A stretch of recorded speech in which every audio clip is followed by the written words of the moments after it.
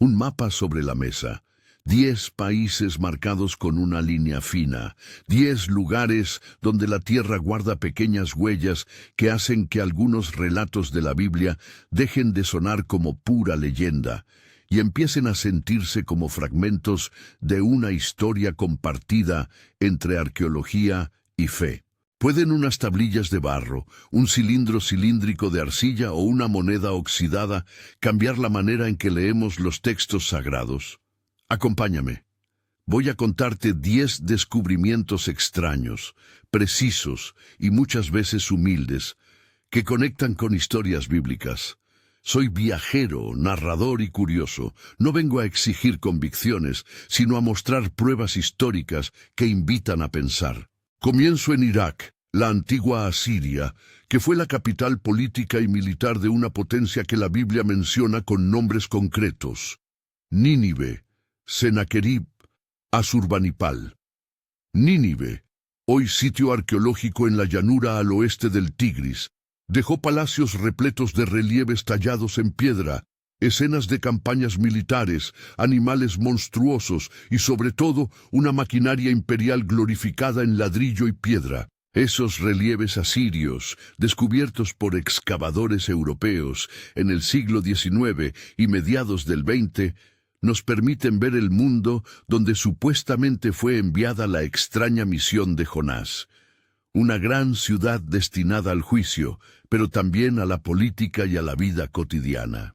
En Nimrud y Nínive se hallaron además monumentos como el llamado Obelisco Negro y tablillas de arcilla con los archivos de los reyes asirios, que confirman no que Jonás fue tragado por un pez, eso pertenece al campo de la fe, pero sí que existió una Nínive grandiosa y cruel, el escenario real en el que se sitúa la narrativa de Jonás. Hay un detalle que siempre repito cuando enseño estas piezas. Muchas veces los nombres y las costumbres que encontramos en las inscripciones asirias encajan con lo que la Biblia describe sobre la diplomacia, la violencia y la religiosidad de aquel mundo. No es prueba teológica, es contexto histórico. Si te intriga la arqueología bíblica, suscríbete y activa la campana. Tengo una serie que explora estos lugares con más detalle. Ahora cruzamos hacia el noroeste, a lo que hoy llamamos Turquía, un territorio que concentra historias sorprendentes. Empiezo por Hattusa, la capital hitita, cuya existencia fue redescubierta en las excavaciones de finales del siglo XIX y principios del XX. Los archivos en tabletas de arcilla, escritos en cuneiforme, devolvieron a los hititas a la historia. Un pueblo que la Biblia nombra en pasajes como si fuera un actor reconocible. Hititas, que antes muchos consideraban legendarios, ahora están inscritos en tablillas que relatan tratados, matrimonios dinásticos y guerras.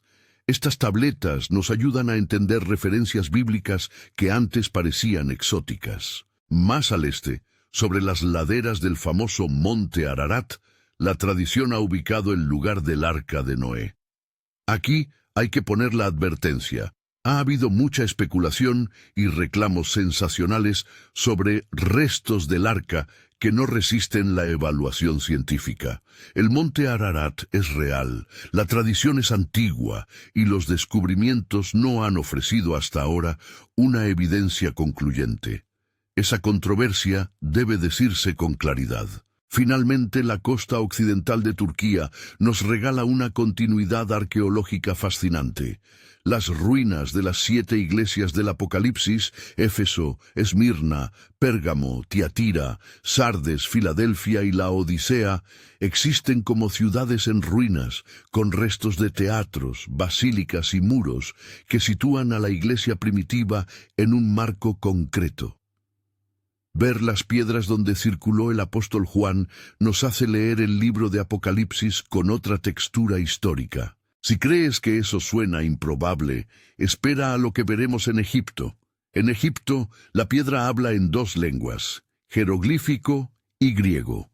La Roseta, descubierta por un soldado francés en 1799 durante la campaña de Napoleón, Fue la llave que permitió a Champollion y a otros descifrar los jeroglíficos en el siglo XIX.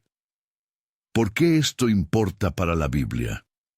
Porque muchas referencias del Antiguo Testamento se vuelven más claras cuando podemos leer registros egipcios y comparar cronologías. Además, en el delta del Nilo, las excavaciones de Tel el Daba, Avaris, han mostrado asentamientos de poblaciones asiáticas durante el segundo milenio antes de Cristo.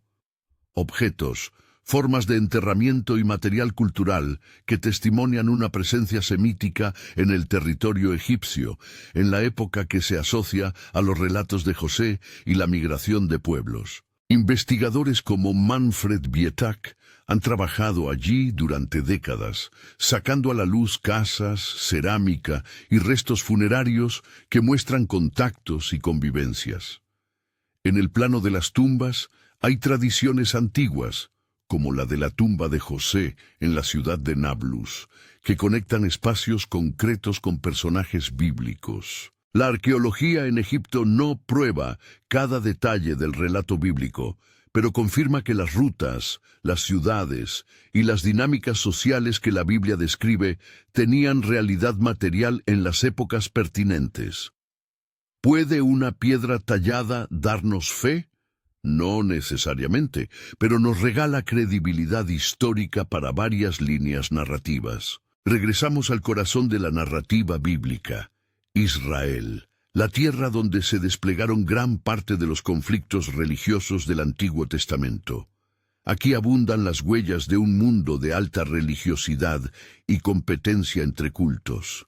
En sitios arqueológicos como Tel Megiddo, Gezer y Hazor, aparecen altares, restos de ofrendas y figurillas que señalan la presencia de cultos a Baal y a otras deidades cananeas. Estos hallazgos explican el trasfondo del enfrentamiento entre Elías y los profetas de Baal en el Monte Carmelo. La Biblia no inventa un conflicto teológico en abstracto. Existió una pugna real en la práctica religiosa material de la región. Además, una de las piedras más citadas en debates sobre la historicidad de la Biblia es la estela de Tel Dan, descubierta en los años 90 por el equipo del arqueólogo Abraham Biran. Esa estela, fragmentaria, contiene una inscripción aramea que muchos expertos interpretan como una referencia a la casa de David, lo que sugiere la existencia histórica de la dinastía davídica. Para quienes buscan anclas históricas, no es poco. Una inscripción externa que nombra a la dinastía que conocemos por textos bíblicos. Tal vez lo más poderoso de Israel no sea un hallazgo que pruebe un milagro, sino la conjunción de nombres, lugares y patrones culturales que coinciden entre la escritura y la excavación. A pocos kilómetros al este, en lo que hoy es Jordania, encontramos pruebas claves para los relatos sobre Moab y Amón. En 1868 apareció la estela de Mesha, el llamado Mesha Stele en Diván, una gran piedra inscrita por el rey Mesha de Moab en torno al siglo IX a.C. En ella Mesha relata sus campañas, su relación con Israel y su orgullo por haber construido y restaurado ciudades.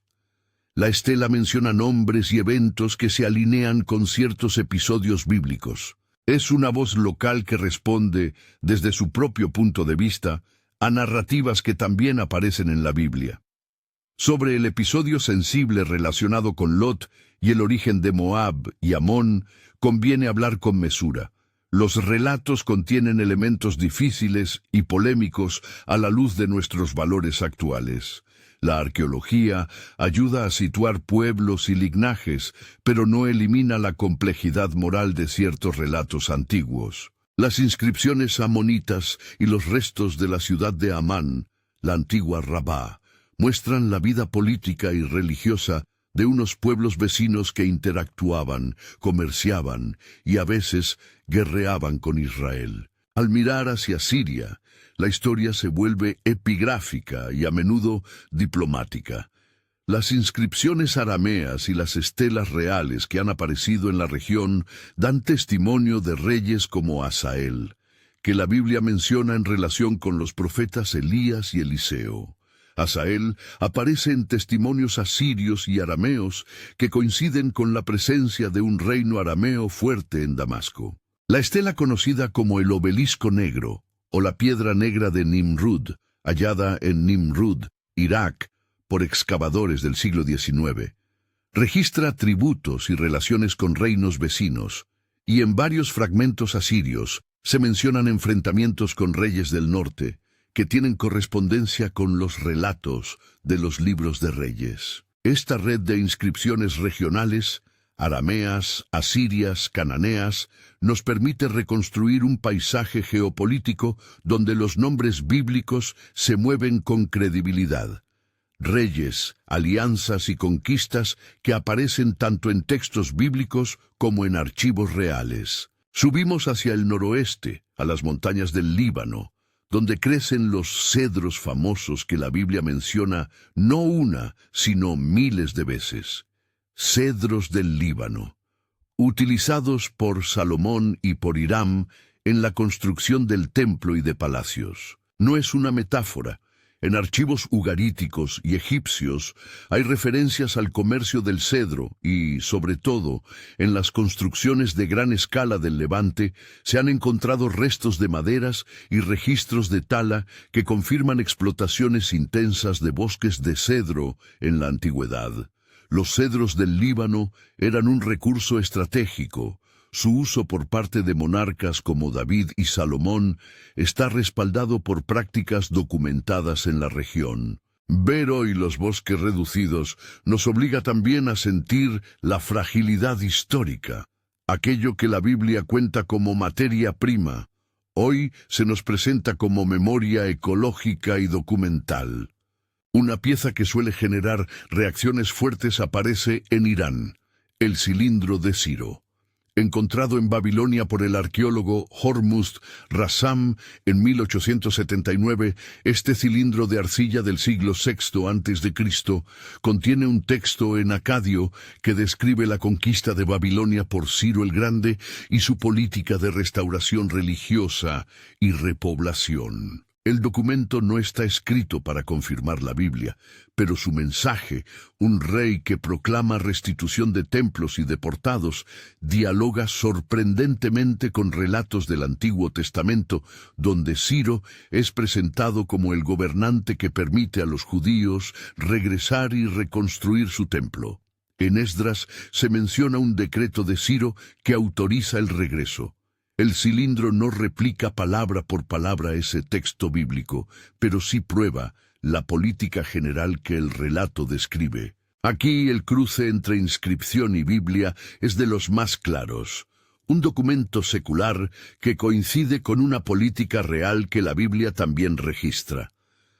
La de Ciro no es una confirmación teológica, es una comprobación histórica de una política documentada. Viajar al occidente romano nos lleva a meditar sobre monedas y nombres.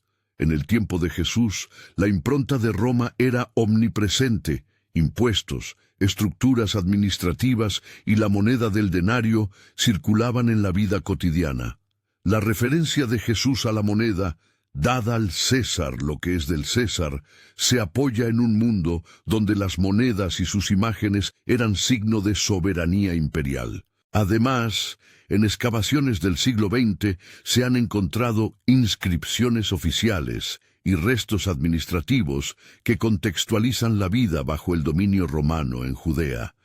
Entre los hallazgos que ayudan a fechar eventos del Nuevo Testamento, figura la inscripción del Pretorio de Pilato en Cesarea, hallada en 1961 en Israel, que confirma la figura histórica de Poncio Pilato mencionada por los evangelios. Aunque la inscripción de Pilato no proviene de Roma misma, los restos arqueológicos y numismáticos del imperio, monedas con la efigie de César, documentos administrativos, reconstruyen con precisión el escenario político en el que Jesús y los apóstoles vivieron. No se trata de una prueba del mensaje de Jesús, es una contextualización que hace creíble la cronología y la presión política de la época. En Grecia, La arqueología aporta datación y contexto a la actividad misionera de Pablo. El famoso decreto epigráfico conocido como la inscripción de Gallio, hallada en Delfi a comienzos del siglo XX, menciona a Lucio Aneo Gallio como procónsul de Acaya. Esta mención permite fechar la estancia de Pablo en Corinto a mediados de la década del 50 después de Cristo, ya que Gallio aparece en una secuencia cronológica identificable. Además, inscripciones como la de Erasto en Corinto refuerzan la red social mencionada por Pablo en las cartas. Personas con cargos públicos y ciudades donde las comunidades cristianas emergían en contacto con la vida cívica griega.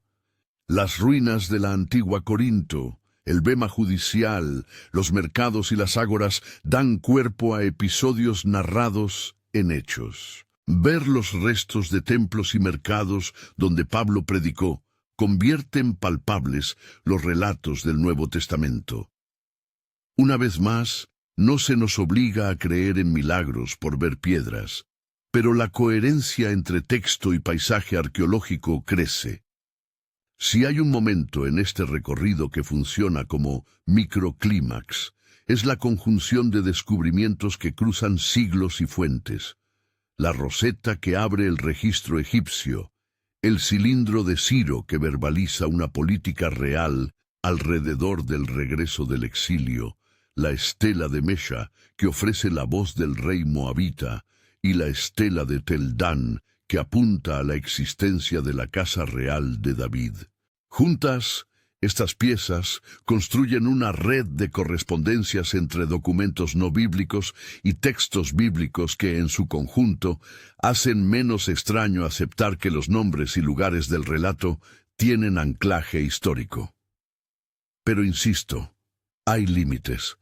Algunas afirmaciones se mantienen en disputa y, en casos como el supuesto resto del arca en Ararat, la comunidad científica pide más pruebas rigurosas. La arqueología confirma detalles, no dogmas, apoya marcos históricos, no credenciales espirituales. Antes de cerrar, quiero añadir una observación práctica. Al mirar estas piedras, uno comprende por qué estudiar la Biblia con mapas y fotografías arqueológicas cambia la experiencia de lectura.